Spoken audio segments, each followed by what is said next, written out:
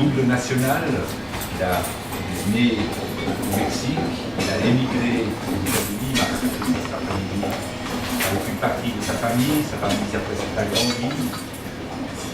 Il y a eu tout un tas de va-et-vient jusqu'à ce qu'ils obtiennent d'une part, ce qui à l'époque était beaucoup plus facile dans les années 70 ou les années 80, d'obtenir des autorisations de séjour aux États-Unis, des autorisations de travail, et à un certain moment, il a pris également la nationalité des États-Unis, ce qui lui permet de traverser la frontière facilement entre les États-Unis et le Mexique. Donc elle passe au... Comment se llama? Et Ciudad Juárez, qui est en fait une seule grande ville, avec une partie du côté des États-Unis, donc El Paso, et une partie du côté du Mexique. Et il m'a raconté aussi comme quand il était gosse, on traversait la frontière comme ça, il y avait des contacts, toute la région est hispanique, et il y avait un trafic intense entre les États-Unis et l'Amérique centrale. Je vais lui donner la parole. Je remercie encore Vladimir pour l'interprétation. Donc il va traduire, vu qu'on n'est pas beaucoup, à moins que tous et toutes parlent l'espagnol. Et non. Et puis, donc je vais laisser la parole à Carlos, qui est également un des anciens de la Via Campesina, qui a suivi de très près la création de l'organisation de la Via Campesina. Donc il a beaucoup de choses à nous dire. Il va surtout nous parler justement des questions migratoires, des questions de conditions de travail dans la région d'où il vient. Merci. Carlos. Gracias. Esta invitación para hablar y con permiso de mis hermanas y mis hermanos y mi hermana de la Vía Campesina, de la organización Uniterre, quería decirles algunas palabras. Tout d'abord, merci beaucoup pour cette invitation, merci à Philippe et merci à nos frères et à nos sœurs de Via Campesina, de Uniterre qui ont rendu possible ça. Yo organizo trabajadores agrícolas. Estoy organizando trabajadores agrícolas desde 1977. Je travaille dans l'organisation des paysans depuis les années 70, 1977. Avec des travailleurs agricoles. En 1983 creamos en la frontera una organización que se llama el Proyecto de los Trabajadores Agrícolas Fronterizos, que ya mencionó Felipe, según entendí en sus palabras en francés, para intentar organizar a todos los trabajadores agrícolas de la zona fronteriza para que pudieran ellos organizados mejorar sus salarios y sus condiciones de trabajo. Depuis 1983, on a organisé ce qu'on appelait le projet de travailleurs agricoles frontaliers de la frontière. Et l'idée c'était d'organiser les travailleurs agricoles pour qu'ils luttent et défendent leurs droits, notamment qu'ils améliorent leurs conditions de travail et leur salaire. Estos trabajadores agrícolas tienen un promedio de ingreso anual de $6,000. El gobierno federal tiene una tasa para medir la pobreza y una familia está pobre si gana $18,000. quiere decir que los trabajadores agrícolas con su ingreso de $6,000 ni siquiera se acercan al nivel de pobreza social. La moyenne de salaire d'un travailleur agricole, c'est de $6,000. Et il existe un taux il a été fixé un taux de pauvreté qui détermine le seuil de pauvreté qui est de $18,000, ce qui veut dire qu'un salaire d'un travailleur agricole n'arrive même pas à ce seuil-là. Además de bajos salarios, sufren todo tipo de problemas. Exposición a agroquímicos o pesticidas, como le decimos nosotros, un abuso constante de sus derechos humanos, no gozan de los mismos derechos que el resto de los trabajadores y una lista interminable de condiciones de opresión, y por eso empezamos a organizar en 1983. Les conditions de travail de ces travailleurs agricoles sont vraiment mauvaises. Et notamment, il y a les salaires qui sont très bas. Et ils sont exposés à des produits chimiques très dangereux. Et la question des droits humains aussi, il y a beaucoup de violations des droits humains. Leur salaire est plus bas aussi par rapport à d'autres travailleurs non agricoles et la pression généralisée auquel ils sont soumis. C'est pour ça qu'ils se sont organisés à partir de l'année 80. En nuestra región hay de 5,000 a 12,000 trabajadores agrícolas dependiendo del mes del año. Y nosotros hemos organizado a más o menos como 8,000 de ellos. Dans la région, il y a entre 5,000 et 12,000 travailleurs agricoles, ça dépend de la période de l'année. Et ils ont arrivé à s'organiser déjà avec un nombre de 8,000 travailleurs agricoles. Una tercera parte de esos trabajadores agrícolas son mujeres. Le tiers de ces travailleurs, ce sont des femmes. Y los organizamos en comités para que ellos realicen acciones colectivas de presión, como pueden ser los paros laborales, para presionar, para mejorar sus salarios y sus condiciones de trabajo. L'idée, c'est de créer, pour leur organisation, c'est de créer des comités qui rendent l'action collective plus efficace et pour créer des actions de pression telles la grève pour revendiquer leurs droits. Y cada año logramos algunos éxitos, unos cuantos centavos más, algunas condiciones mejores en el trabajo, algunas concesiones de parte del Estado. Entonces cada año hacemos una lucha fuerte y obtenemos éxitos, aunque muchas veces parecen insignificantes, pero son éxitos muy importantes para nosotros.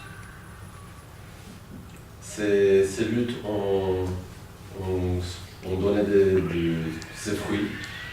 Et ils pensent que même si ce sont des petites victoires, ces succès qui seraient représentés dans quelques centimes de plus dans leur salaire, dans une petite amélioration des conditions de travail. Et même si ces petites victoires sont comme ça petites, elles sont importantes pour leur travail.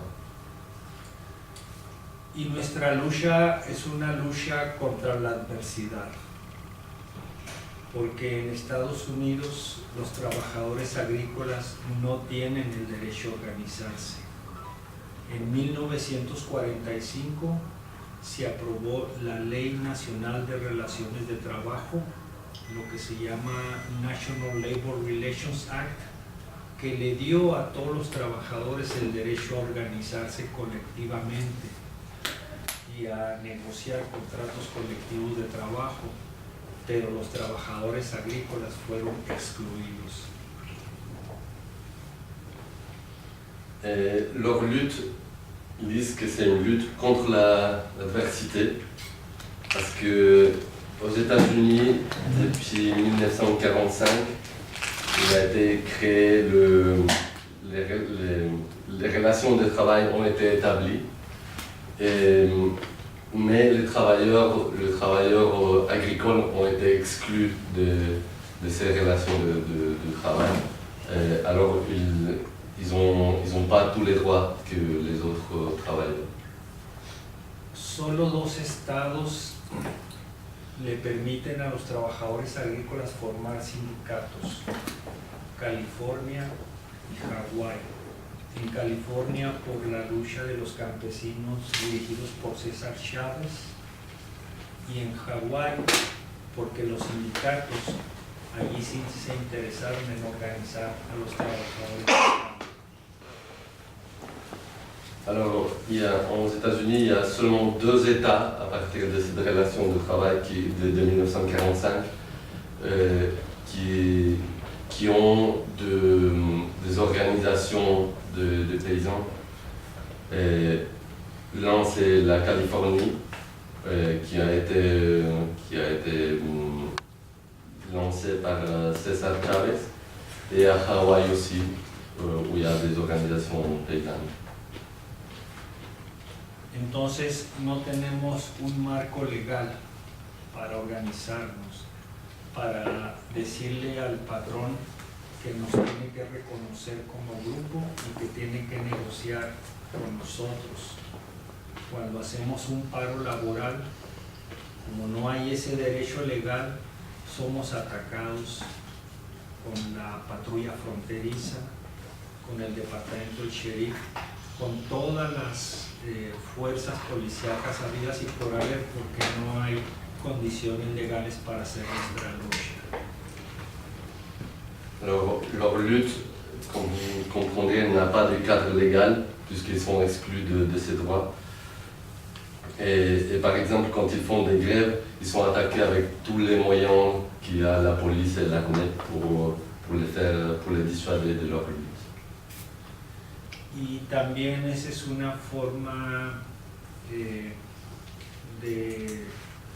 símbolo de que el racismo en Estados Unidos continúa vivo, porque la mayor parte de los trabajadores agrícolas son inmigrantes y gente de piel morena. Ça c'est un symbole aussi du racisme aux États-Unis, puisque la plupart des travailleurs agricoles, ce sont des immigrants.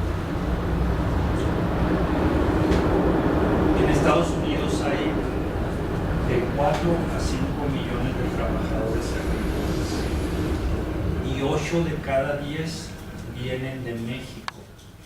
El resto vienen de Centroamérica y del Caribe.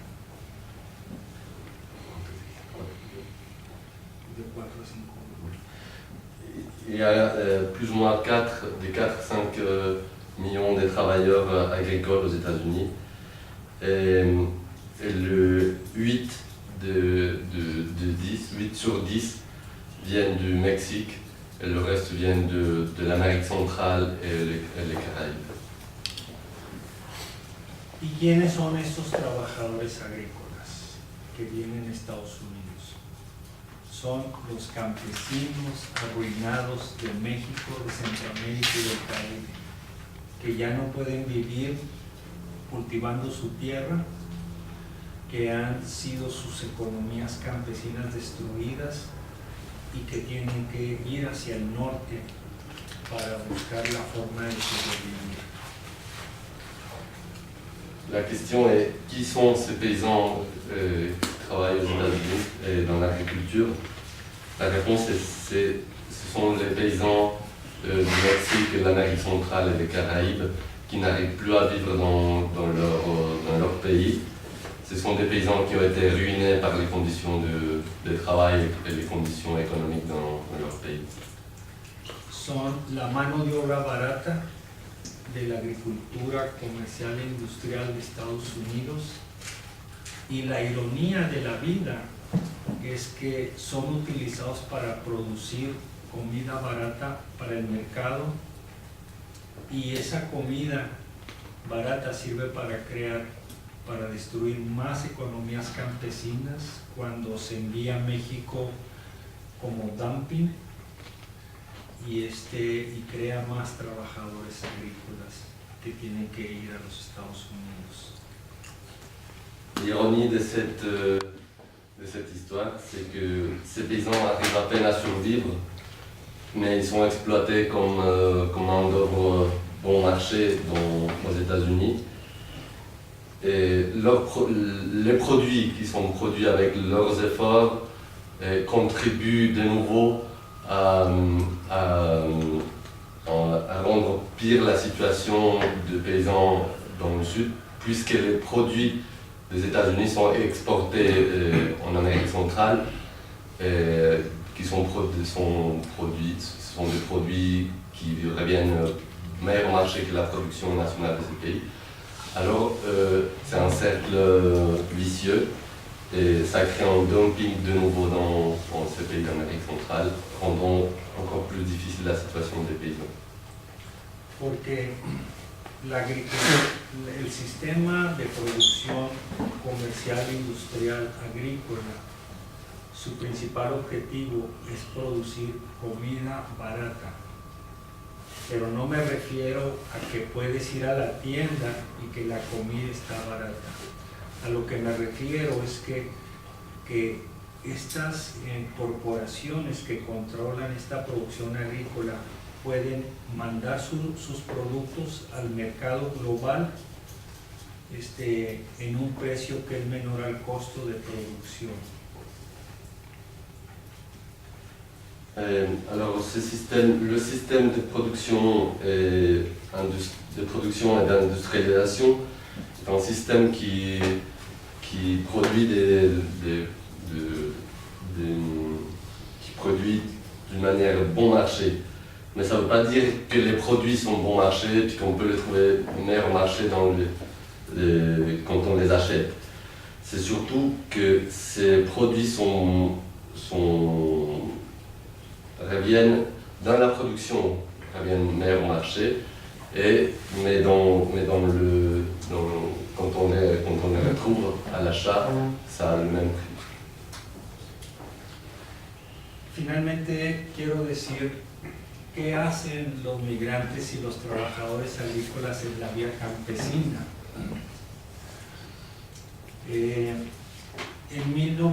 Hasta 1992 los campesinos eran nuestros enemigos. Nosotros estábamos peleando en contra de ellos para que aumentaran los salarios de los trabajadores agrícolas. Estábamos nosotros de este lado del muro y ellos del otro lado protegiendo sus tierras. Hasta que nos dimos cuenta que los campesinos y nosotros ambos éramos víctimas de un sistema alimentario que está bajo el control de corporaciones. En Estados Unidos la mayor parte de los campesinos no pueden decidir por sí mismos qué sembrar. El que decide es quien les compra el producto, y decidimos nosotros que teníamos que crear una alianza, trabajadores agrícolas y campesinos, para desafiar este sistema de producción. Et où sont les migrants dans cette histoire? À partir de 1992, la situation a changé parce que jusqu'à ce moment-là, on voyait les paysans qui travaillaient de l'autre côté comme des ennemis. Et après réflexion, on s'est rendu compte que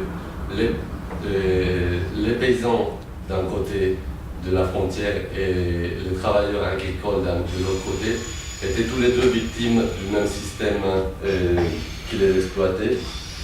Et ils se sont rendus compte qu'il y avait un seul décideur qui était le système qui imposait même ce que les paysans devaient cultiver. Y fue cuando decidimos llevar la cuestión de la migración y los trabajadores agrícolas a la vía campesina. En 2004 fuimos a la cuarta conferencia internacional de la vía campesina en Itaicí, Brasil, y les decíamos nosotros: abran la puerta a los migrantes y a los trabajadores agrícolas, porque después de todo ellos eran los campesinos que fueron arruinados por este sistema.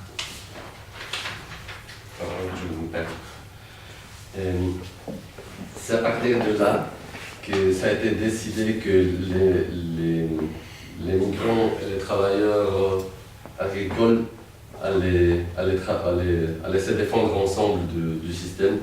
Et en 2004, à la quatrième conférence de Via Campesina au Brésil, et les travailleurs agricoles ont dit dans cette conférence qu'il fallait ouvrir la porte aux paysans parce que les deux étaient victimes du même système de production agricole. Y termino y con todo gusto contestaré todas las preguntas que me hagan. Avec cela, je termine et je suis prêt à répondre avec plaisir toutes les questions que vous aurez. Pour élucider ensemble et entrer plus en détail et en profondeur, ce que dit Carlos n'est pas très éloigné de ce qu'on connaît ici. Que ce soit le sud de l'Europe ou que ce soit même la Suisse qui a tendance, la fâcheuse tendance à ériger des murs contre l'immigration et à créer des formes de sous-travailleurs et sous-travailleuses en les exploitant au vu de leur statut ou au vu de leur origine. Je crois que peut-être qu'après on pourra essayer de relier ces deux aspects qui apparaissent fortement comme une question nord-sud, mais qui ne le sont pas uniquement. Voilà, mais je pense que maintenant il faudrait peut-être poser à Carlos, approfondir avec Carlos les questions de fond sur son activité au sud du Texas. À vous. J'ai deux questions qui me viennent immédiatement en tête. Le programme de amnistia que permitió la legalización. Quant à la légalisation de ces travailleurs, il dit que pour le système, c'est mieux qu'il existe quand même des travailleurs sans papier, sans statut légal, parce que ça génère plus de bénéfices économiques. Et la dernière, il n'y a pas eu de réforme en question légale aux États-Unis par rapport aux migrants. La dernière fois qu'il y a eu une amnistie, c'était en 1986, où il y a eu des millions de migrants qui ont pu avoir un statut légal. Pero además hay una hipocresía en las políticas migratorias de los estados, no sé en Europa, pero en Estados Unidos actualmente hay una ofensiva muy fuerte contra los migrantes. Hay una militarización de la frontera, hay el muro que se ha construido en la frontera, que por cierto, para su información, fue un muro diseñado por la compañía israelita Elbit, que fue la compañía que construyó el muro de Palestina. Hay una criminalización de la migración, entonces hay una ofensiva muy fuerte contra los inmigrantes. Quant à ça, il y a une hypocrisie énorme aux États-Unis. Il ne sait pas si ici en Europe ça se passe pareil, mais d'un côté il y a une offensive énorme contre les travailleurs et les migrants.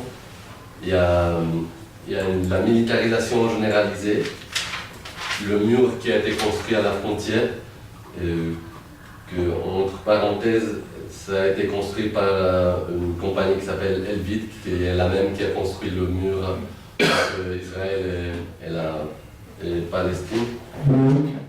Et il y a une criminalisation généralisée des migrants.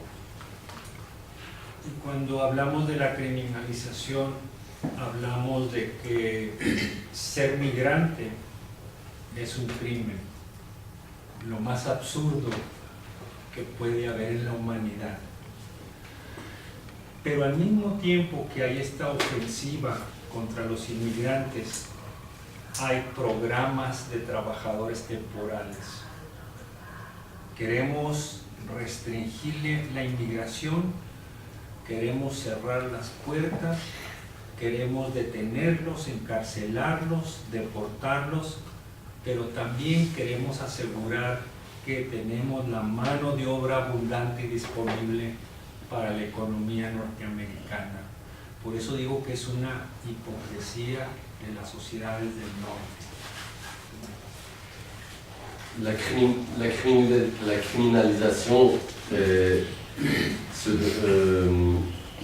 existe aux États-Unis vis-à-vis des migrants. Et le fait d'être migrant est déjà un crime.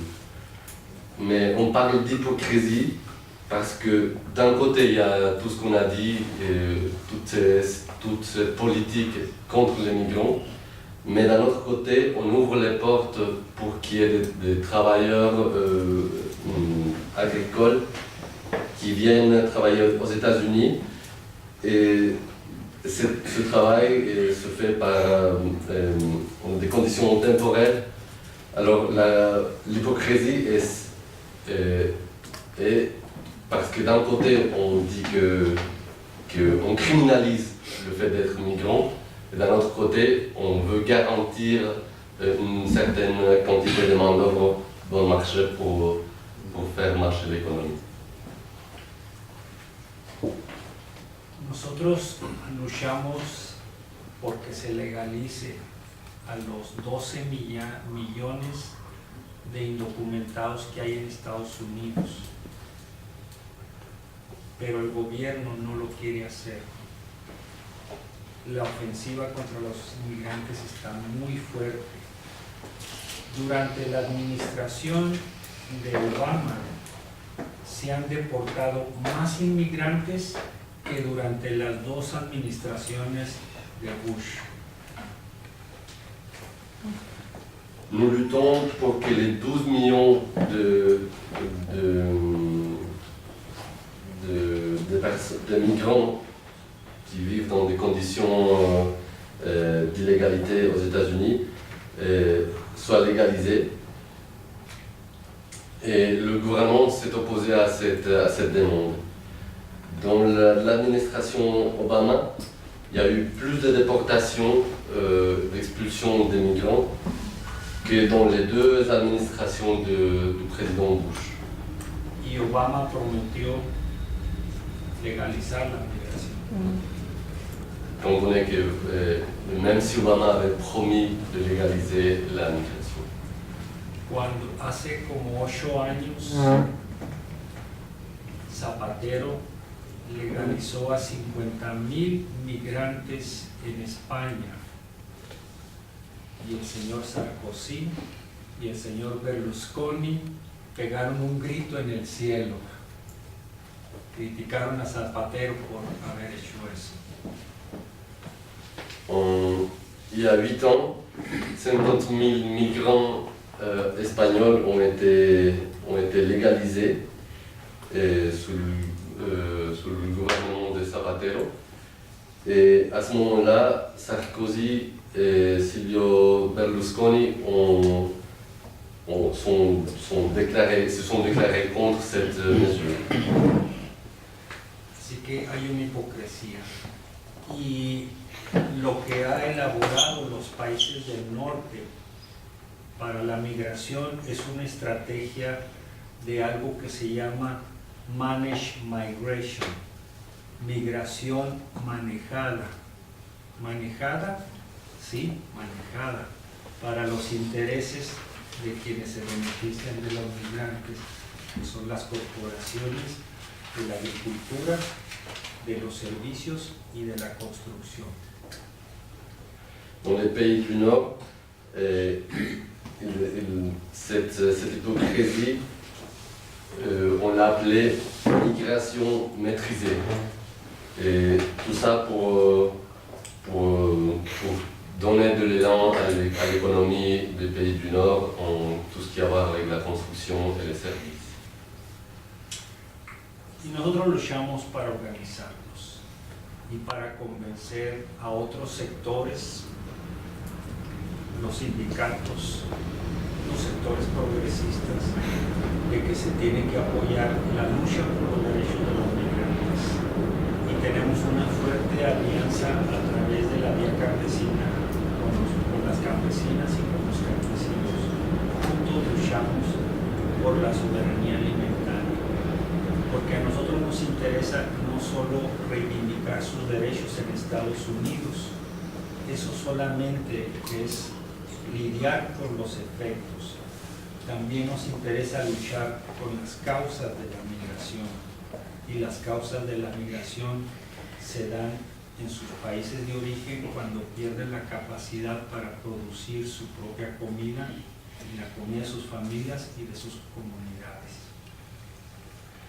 Alors notre lutte est d'organiser ces paysans, de chercher des liens, étendre des liens vers les syndicats et les secteurs progressistes pour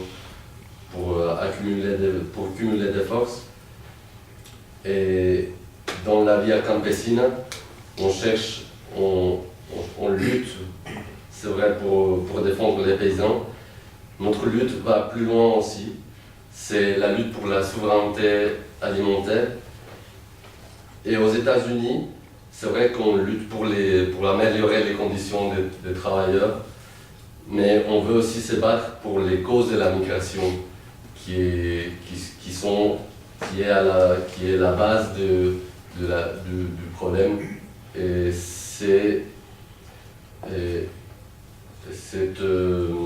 cette cause est le fait que les paysans n'arrivent plus à produire dans leur pays d'origine.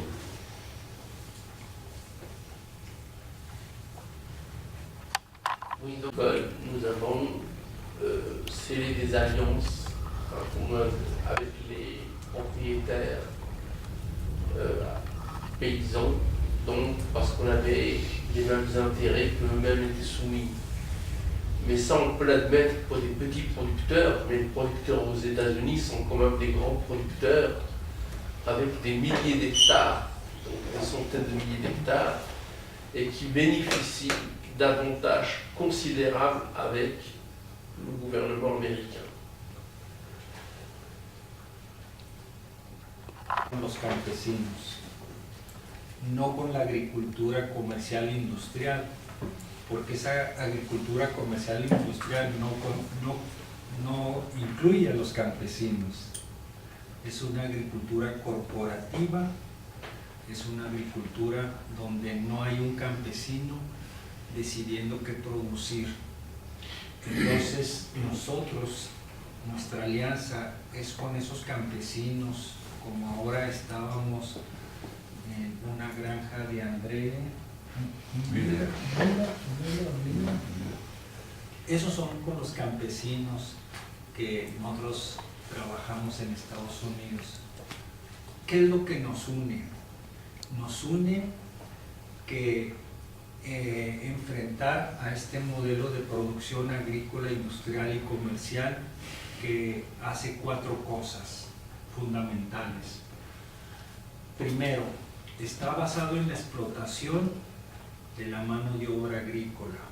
Segundo, provoca la desaparición de los pequeños productores, de la agricultura campesina familiar, del control de la comunidad sobre la producción agrícola.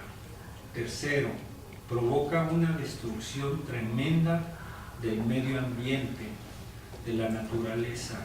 Y cuarto, ha convertido la comida, que es un elemento vital para la vida humana, para nuestra sobrevivencia, para nuestra cultura, para lo que somos como humanos, la ha convertido en una mercancía que se vende. Por eso hoy en día tenemos más de 1.000 millones de personas que sufren hambre. ¿Por qué?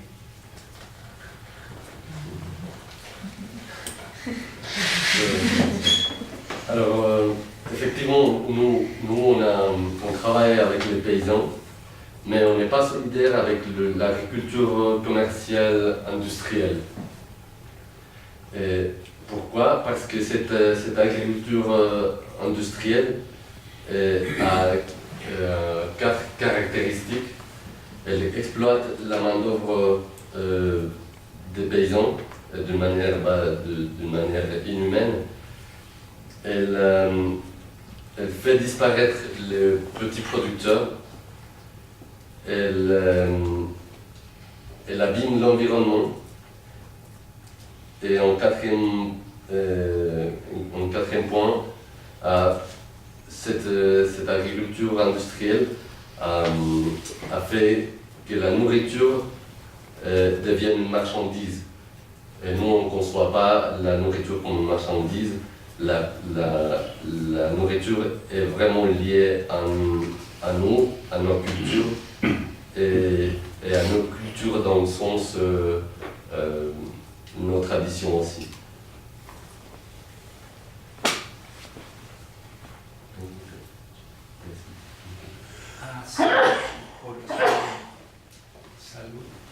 Por eso a este modelo de producción agrícola, comercial, industrial ha provocado que tenemos 1.000 millones de personas en el mundo que tienen hambre.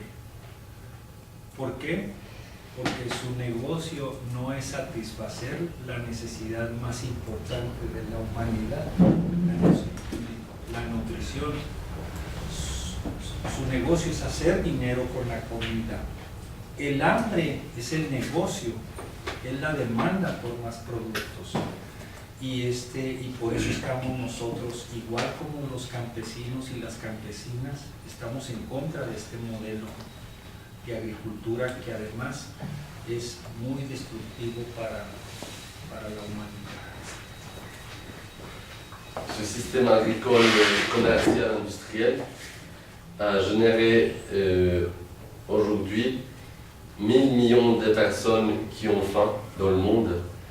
Et ce système ne cherche pas à combattre la faim, mais à convertir la nourriture faire la nourriture et la culture en business.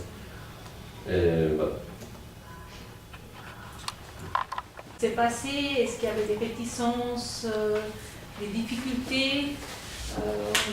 Nous, on a vécu en Europe un moment un petit peu difficile au moment de la création de la coordination européenne Via Campesina, où le fait de prendre certains syndicats agricoles, ça posait un peu des problèmes. Les syndicats d'ouvriers agricoles, ça crée un peu des tensions.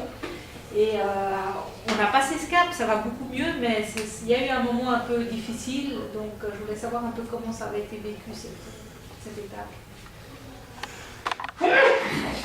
Via Campesina, a través de nuestra relación con el movimiento campesino mexicano y con una organización de Estados Unidos que se llama la Coalición Nacional de Pequeños Productores, National Family Farm Coalition. estábamos junto con ellos, participamos en sus movilizaciones, y nosotros les decíamos que estos migrantes, estas mujeres migrantes, son la gente de las zonas rurales que han sido desplazadas por las mismas políticas que ustedes están luchando y que deben de ser sus principales aliados. Estuvimos en varias movilizaciones de la vía campesina. La más importante fue en Cancún, donde en el 2003, donde estuvimos al lado de la vía campesina con un contingente grande de migrantes que trajimos de Texas, de Florida, de varias partes, y los estuvimos acompañando en sus movilizaciones. Y entonces en Itaicí, Brasil, llegamos y dijimos: ustedes somos nosotros y nosotros somos ustedes, tenemos que estar juntos. Y ahí se decidió formar lo que le llamamos la Comisión Internacional de las Migraciones y los Trabajadores Rurales, y desde entonces hemos estado juntos. Yo conocí a Valentina en una movilización de la vía campesina en contra de la OMS en Ginebra, por ejemplo. En la movilización de la vía campesina en Hong Kong en contra de la OMC, el contingente más grande acompañando a la vía campesina eran migrantes de Tailandia, de Malasia, de las Filipinas, que trabajan en Hong Kong y que se identifican y marcharon y tenían un contingente grande. Entonces, una identidad de clase que es lo que nos ha unido. Alors, nous sommes approchés de Via Campesina avec la Coalition nationale des producteurs paysans des États-Unis. Et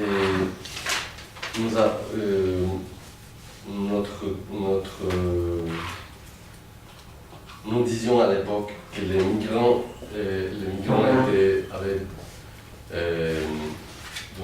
leur cause, la cause de leur migration était le fait qu'ils avaient été déplacés pour le même système de production de cette agriculture commerciale industrielle. Et nous avons participé pour ça dans plusieurs manifs, notamment celle de Cancún en 2003, où Via Campesina avait participé avec